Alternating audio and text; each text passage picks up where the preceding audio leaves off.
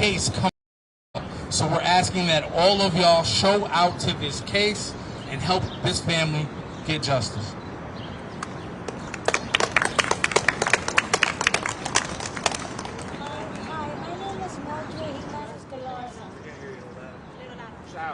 My name is Mildred Jimenez Galarza. I was born in Manhattan.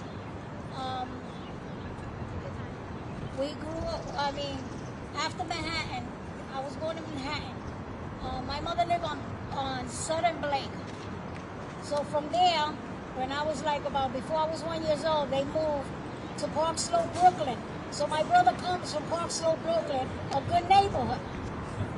We were raised Catholic, we're Christians. We were raised with good morals. Now, my brother, Ariel Galarza, was tasered to death. And I want to see justice. I don't even want to know the name of the police officers. But I do know that I demand video footage. I also demand justice for my brother. I also demand for them to open all cases, because there's a lot of abuse going on everywhere with police. We need better testing. We need better police training.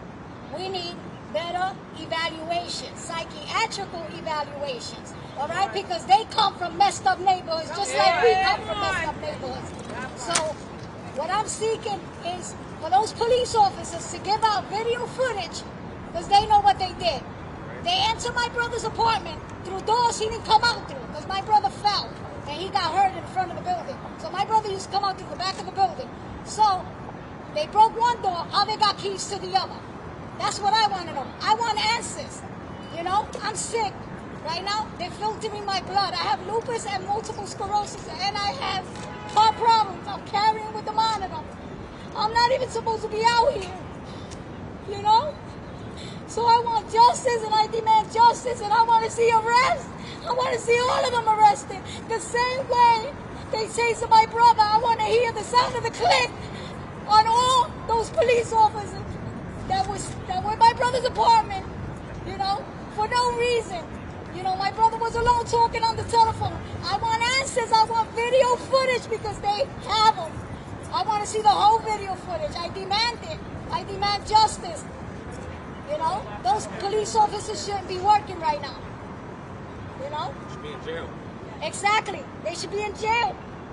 You know? They didn't have no reason to detain my brother. You know? No tenant should have been entering my brother's apartment with no police officers. One door was broken, the other one was locked. So, you know, I want this to be investigated thoroughly. That's all I demand. Thank you, everybody. Have a good day. Justice for Ariel Galarza. Justice for Ariel Galarza. Justice for Ariel Galarza. Justice for Ariel Galarza. One more time, justice for Ariel Galarza. Justice for Ariel Galarza. Thank you. Thank you, Mildred. Thank you. It's just crazy to think that they will take a family member from you, and all the things that these families have to go through to get justice, all of the roadblocks that they set up through this system, this injustice system, to stop the truth from coming out. But these families, they're hyped up and they ain't taking it no more. So I'm gonna introduce the next speaker, who doesn't need no introduction from me. She's one of the toughest working family members out here I've seen in my life. So give it up for Angie. Cheers.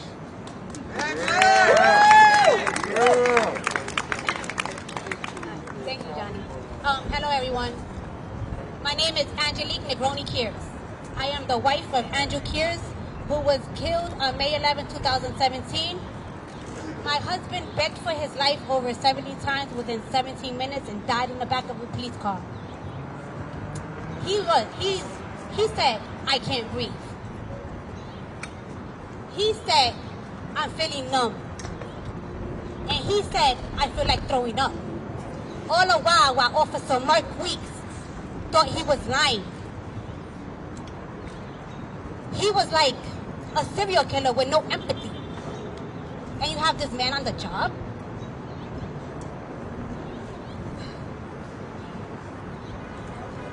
Alright. I want you guys to understand that they just don't kill our loved ones. You know, we go through PTSD. We go through depression. We go through anxiety. And they go through nothing. There's a win for George Floyd, but there should be a win for us all. That's right. If you screaming only George Floyd and Breonna Taylor, and you don't know the names are in your state, then you guys got a problem. Because there's a lot of us. And we want justice. You need to start speaking our names. Because that's what we want. We want justice. We demand that you open up all the cases. We demand that you prosecute the officers. And we demand that you jail all killer cops. 4 years I've been fighting for my husband. 4 long, hard years. Okay? And finally, in June, I got his law passed, which is called the Andrew Kears Act. And that states that if anybody is any kind of medical distress or any mental illness, that they will be held accountable and get a civil law. That's a big win. Thank you. Also, last June, they put it into the Senate. It got to the floor twice.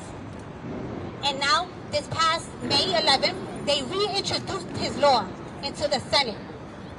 So that if Andrew had to die in that manner to save just one, then he didn't die in vain, and that was his purpose. So I need this law to pass. I need the officers to be prosecuted, and we need them to be jailed, because that's what we want. We want justice. We want all these fake-ass activists to step behind us, because we can speak for ourselves. Stop making money off our loved ones and our blood, because it's not right. I see so many of our survivors crying for help and asking for help, and all they want is just justice for our loved ones, and we can't get it. While these officers just stay on the job, living their lives like nothing. Is that fair to us? No. So you should be behind with each and every one of our families and help seek justice for us, because that's what we want. We want them to be heard. They need to be heard. They need to get their angel wings. Thank you. And justice for Andrew Kears. Justice for Andrew Kears! Justice for Andrew Kears! Justice for Andrew Kears! One more time. Justice for Andrew Kears! Justice for Andrew Kears! Thank you. Congress passed the Andrew Kears Act to make New York's law the law of the United States of America. Yeah, brother. So next, we have Derek, who's been organizing with some local unions. DK. Yeah. Sorry, you guys are going to get to know me as the guy with all the sheets of paper. All right, but again, I want to thank you all so much for giving me this opportunity to speak today. I am here right now, again, for the steering committee with Mass Action Against Police Brutality. In fact, each one of us is here today. That we all come from different backgrounds, from different experiences, and different ideologies.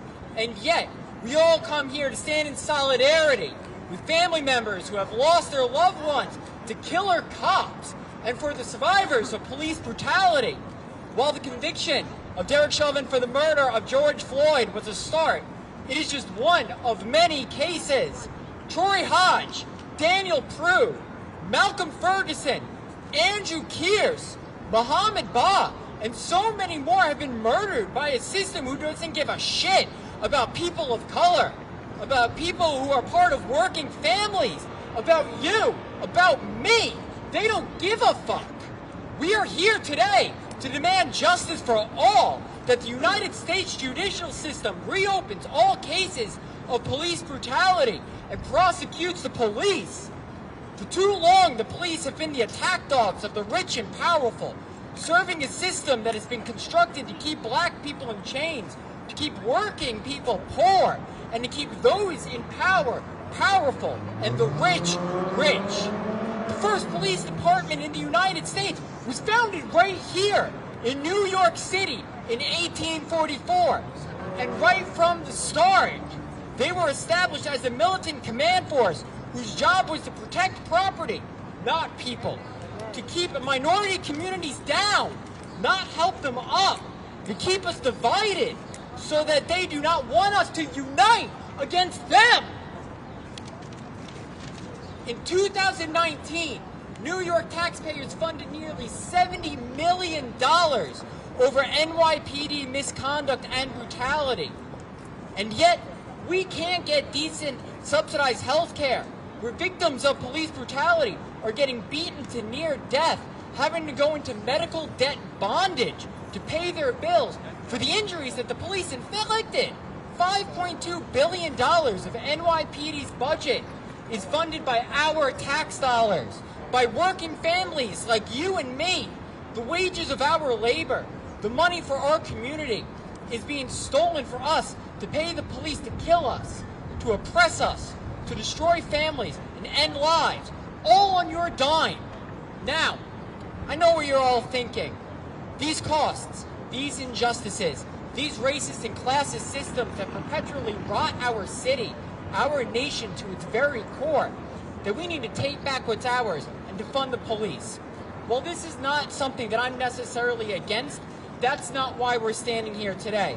Before any utopic ideas can be established, like defund and the eventual abolish, we need to first set a precedent of justice to make sure that when doing something like defund or abolish does come to fruition, it is not replaced with just another institution with the same old policies of racism and violence.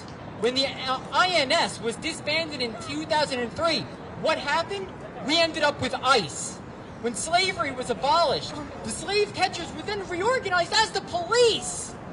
Without setting a precedent for justice, we will run the risk of just having these rotten policies and police forces continue to be enforced under an agency of a new name. This is why so many major media corporations run so many articles to defund or abolish, because the shareholders know this exact reality. But when you bring up prosecution of the police and accountability, all of a sudden the presses are stopped and fear looms over those in institutional power. Because they know that prosecution will set a precedent, and that precedent will bring about actual applicable change. This is why Mass Action Against Police Brutality is organizing family members and survivors of police brutality to set this precedent of justice. Their precedent of justice. We are assisting family members to push their demands to reopen all cases of police brutality and cover-up and to prosecute the police. Our legal system was designed around turning precedent into law. It is time that we set precedent so that this quote-unquote law enforcement establishments like the NYPD have the law enforced on them, so that we can no longer hide behind qualified immunity or the organized crime consortium that they dare to call a police union. With our legal precedent set by reopening the cases, followed by prosecution of the police, we will hold them accountable, and we will make systematic change within this country. So let us stand in solidarity with family members like Hawa Ba, who unfortunately couldn't be here today, but is presenting Muhammad Ba's case later this week and needs our support. With Ariel Gonzalez's case, Ariel Galarza's case is on June 21st in the Bronx and needs our support. With Juanita Young, who has been fighting this fight for 20 years so that mothers don't have to suffer the tragedy of burying their own children. With Angie Kears, who fights so hard to make it so that future children don't have to hear how their father died in the back of a police car, begging for their lives, while the cops are laughing and mocking their cries. With 200 plus families that have joined Mass Action Against Police Brutality to get justice, to set precedent, and to jail killer cops by prosecuting the police. Now, when I say no justice, you say no peace. No justice! No peace! No justice! No peace! No justice! No peace! Prosecute the police! I said no justice! No peace! No justice! No peace! No justice! No peace! Prosecute the police! I said no justice! No peace! No justice! No peace! No justice! No peace! Prosecute the police! 1, 2, 3, 4, 5, 6, 7, 8, 9, 10, 11, 12. 1, 2, 3, 4, 5, 6, 7, 8, 9, 10, 11, 12. And now, when I say what do you want, you say justice. When I ask it when do we want it, you say now. What do you want? Justice! When do you want it? Now! What do you want? Justice! When do you want it? Now! If we don't get it! Shut it down! If we don't get it! Shut it down! If we don't get it! Shut it down! What do we want? Justice! When do we want it? Now! What do we want? Justice! When do we want it? Now! If we don't get it! Shut it down! If we don't get it! Shut it down! If we don't get it! Shut it down! Woo! Officer, I'm glad you find this so amusing. We see you laughing and giggling like a schoolgirl over there. 1, 2, 3, 4, 5, 6, 7, 8, 9, 10, 11. Fuck 12! 1, 2, 3, 4, 5, 6, 7, 8, 9, 10, 11. Fuck 12! That's how I feel. Good cops in a racist system. No good cops in a racist system! Cops in a racist system. No good cops in a racist system! No good cops in a racist system. No good cops in a racist system! No good cops in a racist system. We're talking about dead people right here. That's why the only good cop is a dead That's cop. fun to you? And we had to call press so people get justice? That's fun to you? You do that on our money, on our taxes. Shame on you! Shame, shame, shame, shame, shame, shame,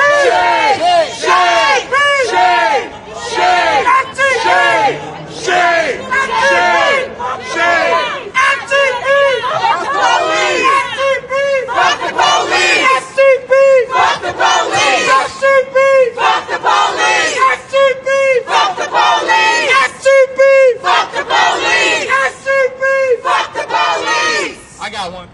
Indict, convict, send those killer cops to jail. The whole damn system is guilty as hell. Indict, convict, send those killer cops to jail. The whole damn system is guilty as hell. Indict, convict, send those killer cops to jail. The whole damn system is guilty as hell. If we don't get it, Shut it down! if we don't get it, Shut it down! Ariel don't get it. Shut it down! If Ariel don't get it, Shut it down! if we don't get it, Shut it down! if we don't get it, Shut it down! if Andrew don't get it, Shut it down! if Andrew don't get it, Shut it down! if we don't get it, Shut it down! and if we don't get it, Shut it down! How is that okay that you're laughing on our money? Killing our people, how is that okay? Yeah, nod. That's all you need to Call do. a sociopath right there. Someone who laughs at pain, someone who laughs at the grief of people grieving for their murdered loved ones. That is a sociopath. He probably hasn't worn a mask all year long. God, then there's karma, bitch. There's karma, bitch. All right. They feel the power of shame. How you laughing? what are you gonna do to us? You can't do nothing to us. I keep laughing. We talk about dead people and he's laughing. People that were killed by people like him. He is laughing. Film him. Please make him famous. Make that guy famous. Make him famous, not me. Take pictures of him. Film him. Make him make that motherfucker. He's embarrassing you. Mic check. Mic check. Mic check. Mic check. Mic check. Mic check. Mic check. Mic check. So next, we're going to bring up the nephew of John Collado. Yeah, that's speak. Joshua Lopez. This man been going hard for so long.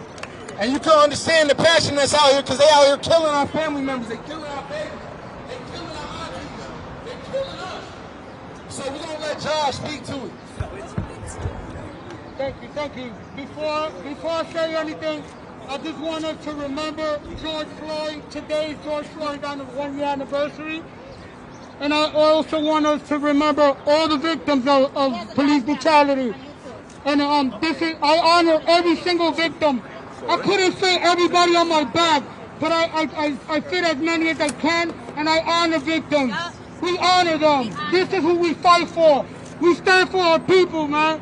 You know what? My uncle was trying to break up a fight, John Collado, 10 years ago. And he lost his life when an undercover police officer never identified himself and pulled out his gun and murdered my uncle. And I tell you this is not an isolated incident. This goes on every day to black and brown people in America. And police get rewarded for it. They get a pass for it. And that's why we out here fighting every single day. Now, I don't want to hear nothing about retraining these officers. I don't want to hear nothing about reform.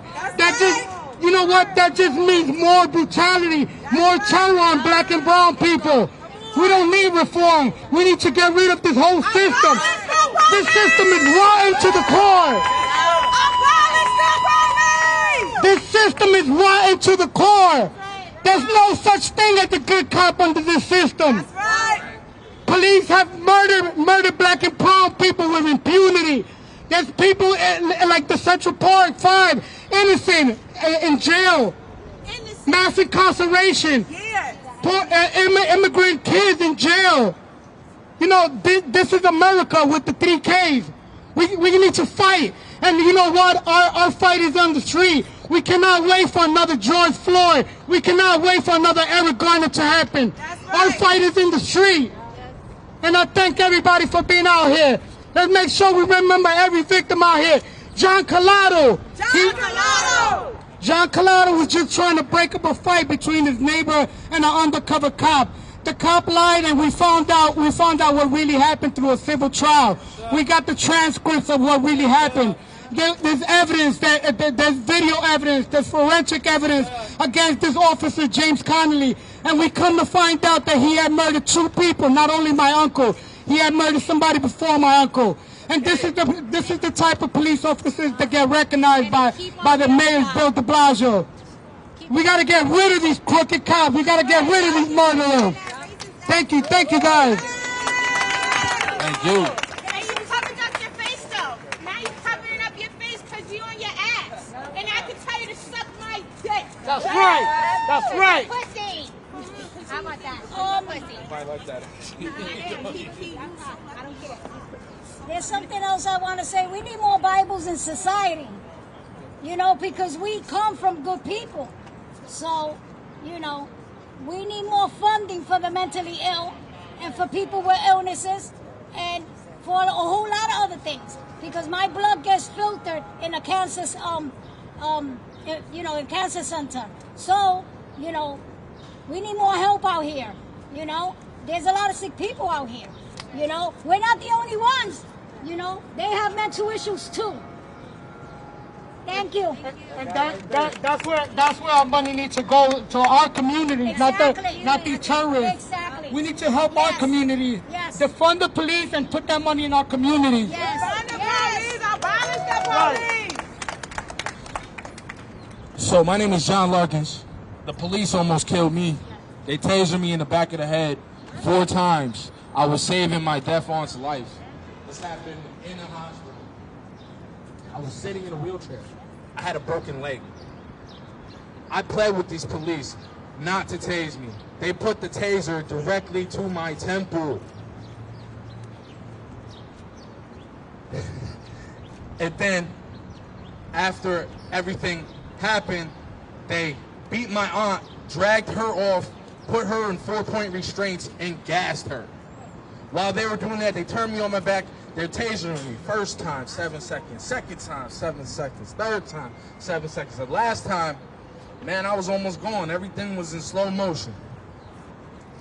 And something told me what to say, and it was so barbaric the way they acted. I said, what are y'all doing to me? I can't feel my legs. You know what these police officers started doing? They started high-fiving each other, saying, yeah, we got him, we got him. So they proceeded to walk me out on a broken leg. I said, I can't walk on a broken leg. He said, you're doing just fine. Puts the handcuffs up further behind my back. I stumble, they grab a handful of my hair, run me to the side of the cop car, and smack my face off the side of the car. Put my teeth through my lip. It felt like a ketchup packet. So then they put me in the back of the cop car, and I see them consoling my little nieces. Consoling them, telling them this is what happens in domestic violence. Couldn't be further from the truth. So I start yelling out the window to them, Risa, Nene, don't say nothing. These some bad cops. These some bad cops. Dominic Kamatal came back up to the car, and I said every syllable, I want a lawyer. He goes to his little Batman belt. They all got him. Goes to his little Batman belt, starts shaking up the mace. And I'm in disbelief. I could put my tongue all the way through my lip and taste the air. I was chewing on pieces of my teeth. I said, you gonna mace me? Y'all just tasing me? You messed my lip up? You gonna mace me? He says, yup, and proceeds to mace me in the eyes. Well, I ain't no dummy. I close my eyes. And then this guy sprays me in my open wound on my lip. That's not even the worst part. Check it. So I'm blind. He comes back in the car and pretends to be a different police officer. He said, whoa, whoa, whoa, guy, I just got here. Why don't you tell me what happened? So I'm panting. He unrolls the window. I'm panting out the window like a dog, thanking this man that did this to me. This guy drives me to a different hospital just so he can get the story. Once we get into the hospital, they put me in 4-point restraints. The doctor said I need stitches for my lip. I told him, you know, I'm not taking no stitches. You know, people going to know what Dominic Kamatal did to me. So as they're getting the mace out of my eyes, these people tried to drug me. They tried to hold my head back and put a pill in my mouth. I spit it out, and I was on fire. So we go back. I get in the car again with them, and he's saying, boy, I can do whatever I want to you. You don't understand that? So I just shut up. There wasn't nothing. I had no power, no nothing, nothing. So we finally get in there into the booking, and I asked the police, like, he wasn't there. So I asked the police, yo, why am I here for? They said resisting arrest. I said, oh, okay. Well, there's no reason for an arrest, so you can let me go, right?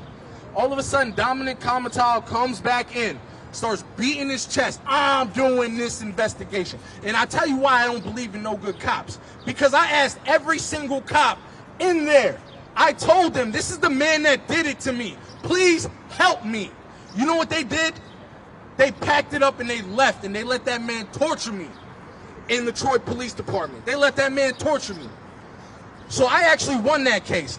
They put 4 felonies and 3 misdemeanors on me.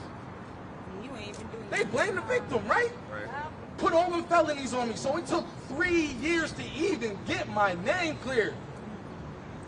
And then after that, I went to civil court, which, I mean, I can't see how people can argue about going to the court system, because New York federal court is one of the most racist situations I have ever been in my life. And they're educated people, right? Supposedly, no, there's white supremacists. I started looking around and seeing what's on. Yeah, my lawyer, his only job was to try to get me to shake hands with these people, man. So I actually won that case. First time in Troy history cops have ever been charged with excessive force. But no justice was served. I still got a letter from the Department of Justice saying that they weren't going to prosecute him. So this is why we got to keep our boots on the ground. This is why we have to keep on pressuring these bourgeois politicians into actually caving into our demands. And it's happening. It's happening. It's happening. When I learned in the federal court system, we have to define what justice means, right? They're so legalistic about it, man. They're wordsmiths. So what does justice mean? It means holding these murderers accountable for what they did. That also means holding the judges, holding the district attorneys, and anyone else complicit in the cover-ups of these murders, and prosecuting them as well. Prosecuting the DAs as well, because they know what's going on. And I had a conversation with Tamir Rice's mother, and she was saying that the district attorney was the police defense attorney. That's how they act. That's how they act.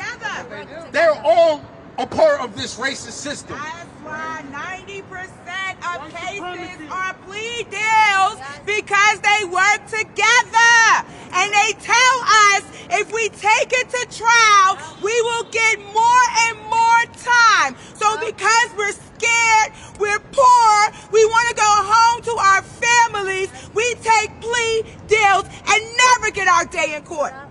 I ain't taking no plea. Amen. And she ain't taking no plea. I ain't taking no plea.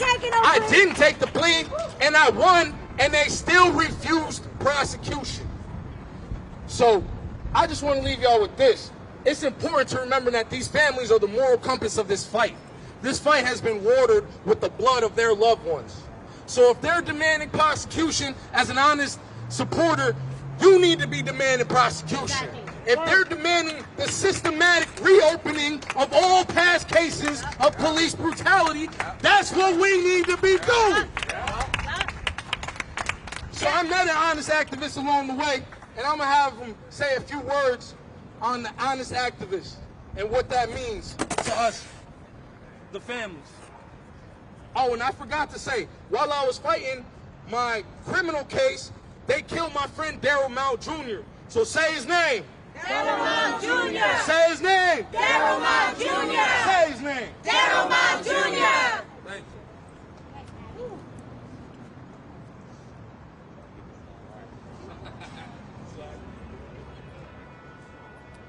I want to thank everybody for being here today. I want to start off by saying Black Power, and I want y'all to repeat it after me. Black Power. Black Power. Black Power. Black Power. Black Power. Black Power. I'll start that all over. I'm sorry. Put your fists in the air. I want everybody to put your fists in the air. Yeah. Everybody put your fists in the air. Yeah. Now we're going to do this again. Black Power. Black Power. Black Power. Black Power. Black Power. Black Power. Every hour. Every hour.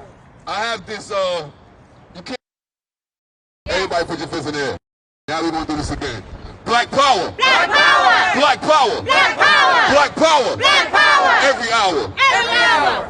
I have this, you can't really see it too well because the sun is out, but I have this face-changing mask, right?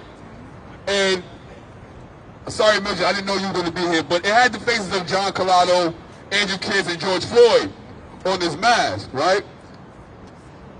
I love the fact that because of COVID, we are able now to walk around with face that show activism. We have clothing that shows our activism. We can voice ourselves just by literally walking down the street and having people see what's on our face, our expressions. Now the sad part is, it doesn't seem that anything is changing. Angie Kiss, as she said, has been fighting for 4 years for justice for her husband. I've been fighting alongside her from the moment the incident has occurred. Now, what I have found is, after being an activist for over 15 years in this game, fighting for police brutality, gun violence, police violence, street violence, all types of anything you could think of for my people, I've definitely been fighting for. But one thing I have definitely noticed within this fight that's even bigger than the police, that's even bigger than the system of white supremacy, because it goes hand in hand with the white supremacy system. It's these politicians and it's these organizations that side with the white supremacy system. You have these organizations that I witnessed personally firsthand take advantage of this woman right here, Angie Kears, as she's been fighting for justice.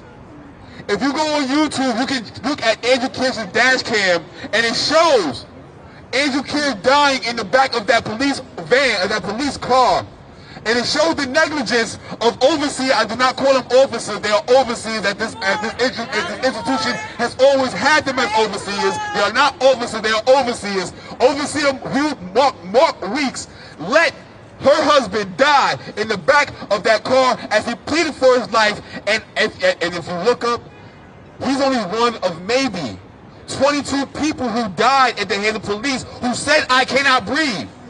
It's not just Eric Garner who said, "I can't breathe." It's not just Andrew Kiss who said, "I can't breathe." These are stories and layers of people who have been products of police brutality. Now, my thing is, if you have a dash cam footage of a man dying on camera, we see what Eric Garner footage did, right, in order to get a law passed, right? Yes. We see what the dash cam footage, the dash cam footage that Fernando Castile did to show the Fernando Castile case. Why is it that nobody knows of Andrew Kearse, and we all live in New York City? Yet, and I'm not trying to take any shine away from it, because today is George Floyd Day. But however, George Floyd does not live in New York City. So, the job of the press, as we have the press here, the job of you guys is to make sure you know what's going on in your city. Instead of following these activists who make the news, instead of following these activists who are on Vice TV, instead of following these activists who are making these TV shows and getting $40,000 to make appearances like Hawk Newsom. You guys are following Black Lives Matter Greater New York, Hawk Newsom, and he took money from this woman right here. So when you have these organizations that you press choose to follow, make sure that you guys follow the families. Because if you notice, we have families here. We don't have organizations here. And I think they spoke really great for themselves. Did you guys not think so yourself? Yeah. I think the survivors spoke greatly for themselves. They did not need any activists to speak out for them. They did not need a Reverend Al Sharpton to make everything out for them. They spoke for themselves. And it's the job of the press to make sure that you guys stick with these families. You make sure that you make sure you amplify the voices of these people who are not being heard. Because not everybody's going to get an Al Sharpton. Not everybody's going to get a fake-ass Hawk Newsom. Okay? Not everybody's going to get these big platforms in order to speak. And you know what happens when that happens? These families do not get heard. The story of John Collado should have been heard. The story of Andrew Kiss should have been heard. We're still fighting for justice for Sean Bill, for Tamir Rice, for Amadou Diallo, for Delron Small, for Admiral Louima, who had a plunger stuck in his behind. We're still fighting for justice for the same things. Ramali Graham. So now the question is, we have names and lists of names that we can go down forever.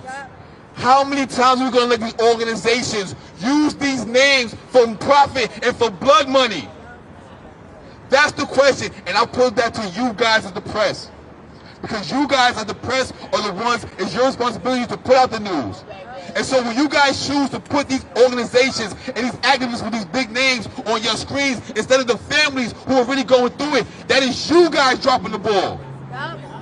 Okay? That's you guys dropping the ball. As an activist for 15 years, most people have not seen my face, and that's the way it's supposed to be. An activist is not supposed to be seen. Step in the back. What's your name again? My name is the president of the Andrew Kiss Foundation. Woo! That is my name. That is my name. Other than that, nothing else needs to be said. People will see me. They will always see me around. I don't need to be heard too much. And as I said, these people spoke greatly for themselves. There was no need for me to have to introduce anybody. But at the same time, I'm representing honest activism. Honest activists. And we're calling for more honest activists. Because the families need this. I don't need it. I don't need to be put on MSNBC or CNBC like these activists do. They do. Let their stories be told. Yes, sir. Black power. Yes, sir. Black power. Black power. Every hour. All power to the people. All power to the people. All power to the people.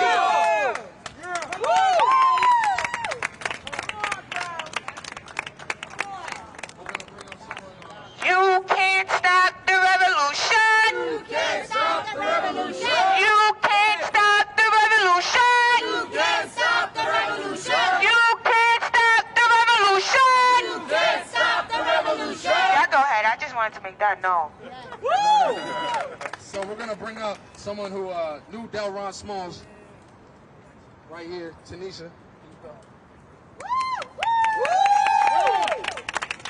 Hey y'all, I'm not supposed to be speaking today, but when the ancestors speak through me, when Fubu speaks through me, because that's who I knew him as, I'm compelled to speak. And I'm a truth teller. And the one who said you can't stop a revolution, that's my 18-year-old daughter. So let me let you know that I am building generations of liberators. Delron Small was murdered July 4th at 12:03 by Isaac Waynes. They had a bit of an interaction. Isaac Waynes had just got off of work, and as the police do, they feel they can drive as they want, through anybody, over anybody, above anybody. Delron had his 3-month-old son and his girlfriend and his stepdaughter in the car. The police officer just happened to stop at the same place that Delron was going, across the street to his cousin's barbershop. When I tell you that I sat at Isaac Wayne's trial in November of 2017 and had to see my friend for over 20 years dead, and had to see how Isaac Waynes rolled down his window and shot my friend as he walked across the street 3 times, like you step on a roach, then got out his car, looked at my friend on the ground, and proceeded to call the ambulance for himself. Isaac Waynes is still a police officer. I sat in that courtroom for 3 weeks to hear them say not guilty. As we all watched on video as he killed this black man, this black father, this black brother, this black friend. So, brother, I hear you. There should be more people out here standing with us. You cannot say Black Lives Matter. You cannot say George Floyd, Breonna Taylor, and not stand with the families, and not connect with the families, and not know what they're going through. That is performative. Black liberation is not a fad. The killing of black people is not pop culture. These are families. It's not a trend. Hurting. Every day, it is not a photo op. Most of the work that I do nationally, nobody sees. Because when you do it from the heart, you ain't gotta be in front of the camera. And if you do it for the heart, the camera gonna fucking find you. Really though.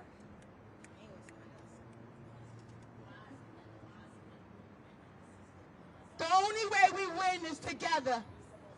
We are having marches today. And I'ma say, Tanisha Grant, right now, I am highly disappointed. I am highly disappointed that it is not filled with people right now, right here, standing with these families. How can we say that we are standing for George Floyd, that we are standing for Breonna Taylor, if we are not standing for our people right here, right now? It does not make sense. Get your shit together. I am talking to every organizer out here. Hear me. Do the work. Connect with the families. Just like Johnny was talking about Mama Rice, I speak to Mama Rice constantly. And I didn't have to get on the Grammys to do it. Yeah, talk about it. Connect with the people you are saying you want justice for. Woo! Don't wait until it's you or yours. Don't be out here being performative. Everyone that's going to be at these marches today should be here right now. Talk it right now. And I'm going to call you out. Said that shit. Say it again. I'm going to call you out. You hear it? Say it again, sister. Because I do the work. And I did not just start this since last May. Thank you, baby. There have been many people that have lost their lives to police brutality before George Floyd. Many people. So we stand for all of them or none of them. We don't do it for some. We do it for all. Woo! For all. So the next time Preach, mommy, preach. that mass action calls a rally and y'all not out here, y'all gonna have to deal with me. Because right now from here, I'm gonna go to another march and I'm gonna say the same fucking thing. We do not win like this. We do not win being performative. We do not win saying their names but not feeling their pain. Woo! Yes, mommy. Woo! Now my brother said black power.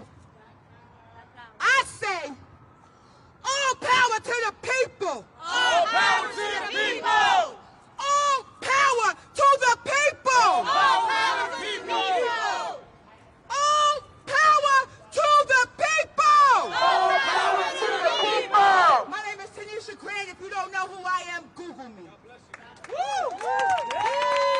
can't stop the revolution. You can't stop the revolution! You can't stop the revolution. You can't stop the revolution! You can't stop the revolution. You can't stop the revolution! You can't stop the revolution! Not stop the motherfucking revolution. I want you to know that. Alrighty. Thank you so much for those powerful and important words. Something that needs to be said and needs to be heard. And as of right now too, not only is this an issue that's happening in our city, in our communities, hell, in our state, hell, even in our nation. Police brutality is an issue that has been plaguing the people of this world.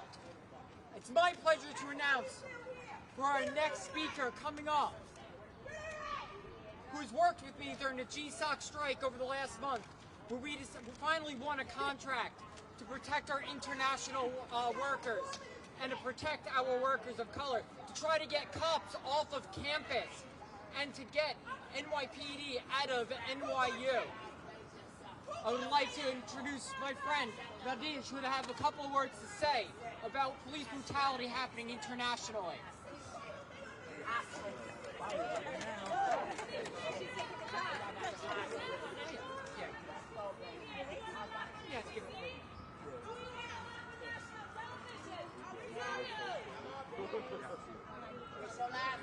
gotta go curse at other people now, but call me, make sure you hit me up.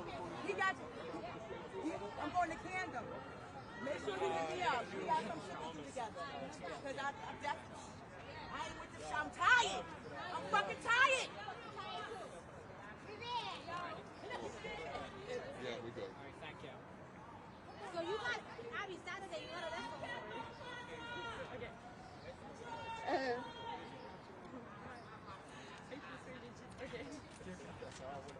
So I'm here with my union comrades and student comrades just because I was asked to say a few words of international solidarity, and I stand with these families and survivors that are fighting, that have been fighting for so long here and in France, because being from France, that is behind all the cliches, in a very bad place too.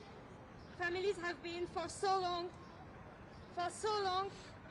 fighting for their children, their siblings, their parents killed by the police. Not only by the police, but also by the courts, who chooses to arrest families who openly tell the names of the murderers. Also killed by the news, held by rich people close to the government, who would not offer transparent information. Killed by the government, more fascist than ever, who openly not only stand by the police, but also commend the murders, hiring more officers, putting money in new war weapons to use them in our suburbs, in our demonstrations, shaming dead and injured people, and putting all the families and allies in jail for prosecuting the police. And they have been killing people like that forever. The families are filing complaints, mediatizing the facts. They are doing this amazing and long-term job, asking for justice for years and years. And police still shoot at people with explosives, beat them up, and hide all of it, kill people on their balcony during demonstrations, hide the causes of the death, push the folks in the river, kill people who occupy lands to protect the lands, and then drop bombs on all the people. So rape, murder, and abuse in the atmosphere of fascism like this, people have been losing their eyes, their hands, they all got injured, and are trying to prosecute. So just to say that while the government is trying to prevent the people from filming officers, when the government is actually filing complaints against the families and the people who openly question the relevance of police power, we stand here in solidarity with all these families. And this is a global fight. And you've been inspiring all the fights across the ocean. Thank you. Thank you. Woo! Thank you very much. As we can see right here, this fight to support the families, to hear the families' demands and to reopen cases and to prosecute the police. It's not just local, it is global. It is a global revolution that is